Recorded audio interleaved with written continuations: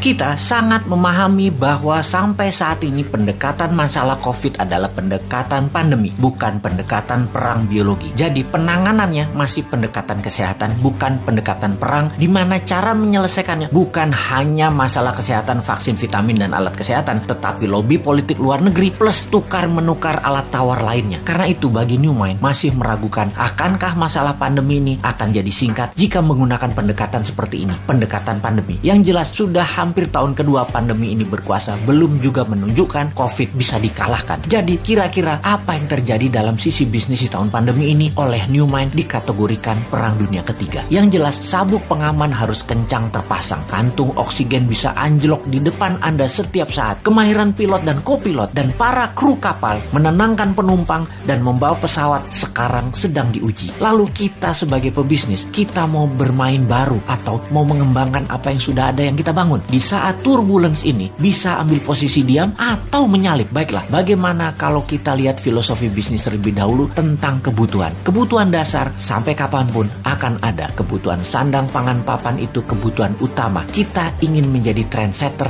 menciptakan tren baru, atau kita mau lebih tinggi lagi, yaitu pembuat tren, yaitu sebagai game changers, pembawa perubahan aturan main baru dengan membuat lantai dansa yang baru. Seperti Elon Musk dengan Tesla, dengan SpaceX-nya, dengan rencana tinggal di Mars. Itu game changers. Kita tahu sulit menjadi game changers seperti cita-cita New Mind yang mau ganti Old Mind di politik Indonesia 2024. Keras sekali perlawanan kaum Old Mind dan buzzer berjuang, dan buzzer rupiah berjuang membantai New Mind. Pokoknya jangan sampai New Mind berkuasa dan menjadi negara super power aja Indonesia ini. Tetapi sungguh New Mind tidak akan diam. Bagaimana kalau begini sahabat? Tak perlu kita fokus terlalu jauh dulu dan akan membuat Indonesia menang secepatnya. Lebih baik kita persiapkan diri kita untuk berdaulat dulu secara pribadi. Sungguh, sekali lagi sahabat, kita yakin dan meyakini bahwa New Mind pasti menang di 2024. Ini sebuah kepastian. Di tahun 2030 Indonesia 3 besar dunia. Ini kepastian. Di tahun 2045 Indonesia negara superpower. Itu suatu kepastian dengan syarat semua sahabat berdaulat secara ekonomi sekarang. Jadi saya sangat menyarankan dengan satu batu dua target kena,